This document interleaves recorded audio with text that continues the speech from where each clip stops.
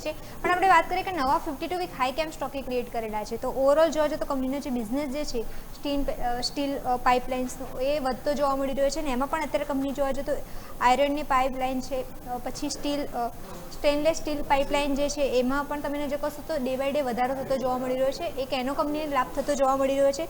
સાથે જોવા જઈએ તો ઓઇલ એન્ડ ગેસ જે છે ત્યાંથી પ્રોજેક્ટ્સ જે મળી રહ્યા છે એના પણ તમે નજર કરશો એની પાઇપલાઇન્સના ઓર્ડર્સ પણ સારા મળી રહ્યા છે। વોટર્સ અને એનર્જી ઇન્ફ્રાસ્ટ્રક્ચરના પણ અત્યારે કંપની ફોકસ કરી રહી છે, તો એ બધી પાઇપ્સ જે છે એનો ઓર્ડર કંપનીને મળતા જોવા મળી રહ્યા છે, એનો એક લાભ કંપનીને મળી રહ્યો છે। સાથે તમે નજર કરશો તો યુએસ માર્કેટ જે છે એમાં કંપનીની જો પ્રેઝન્ટ જે છે એ ડે બાય ડે મજબૂત થતી જોવા મળી રહી છે। ઓવરઓલ તમે નજર કરશો તો કંપનીને અત્યારે જે ઓર્ડર મળેલો છે એ યુએસ માટે જ મળેલો છે। તમે નજર કરશો 17,200 કરોડનો અત્યારે મોટો ઓર્ડર મળેલો છે કંપનીને।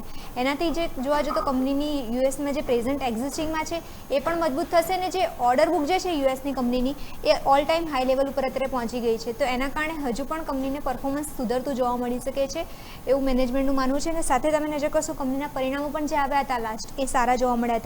આવકમાં વધારો જોવા મળ્યો હતો, યર ઓન યર તમે નજર કરશો 15% વધારો જોવા મળ્યો હતો। ઇબીટા સુધરતા જોવા મળ્યા હતા 35%થી, અને સામે તમે નજર કરશો માર્જિન પણ 18%એ પહોંચી ગયા છે। એટલે ઓવરઓલ જોવા જઈએ તો કંપનીના પરિણામો સારા હતા અને અત્યારે ઓર્ડર જે નવા મળ્યા છે એના કારણે કંપનીને ફાયદો થતો જોવા મળી રહ્યો છે। પણ ત્રણે સેગમેન્ટની વાત કરીએ કે કંપનીને કયા સેગમેન્ટમાંથી કઈ રીતે આવક મળી રહી છે।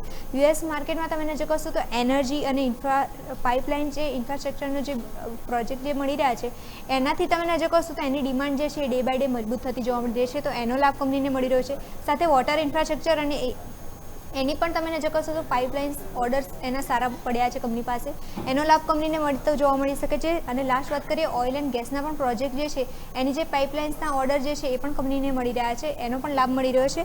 અને ઓવરઓલ જોવા જઈએ તો જુલાઈ મહિનામાં 1400 કરોડથી વધારે એક્સપોર્ટ ઓર્ડર મળેલા હતા ઓઇલ એન્ડ ગેસની પાઇપલાઇન માટે। એટલે આ બધું તમે નજર કરશો તો કંપનીનો બિઝનેસ છે એ ડે બાય ડે સુધરતો જોવા મળી રહ્યો છે, અને કંપનીને જે નવા ઓર્ડર મળી રહ્યા છે એના કારણે કંપનીની તેજીને જે છે એ વેગ મળતો જોવા મળી રહ્યો છે। ઓકે, તો વેલ્સપન ક્રોપ આ બધા રીઝન અને નવા ઓલ ટાઈમ આઈ ખૂબ ખૂબ આભાર પહેલાં તો મિરલ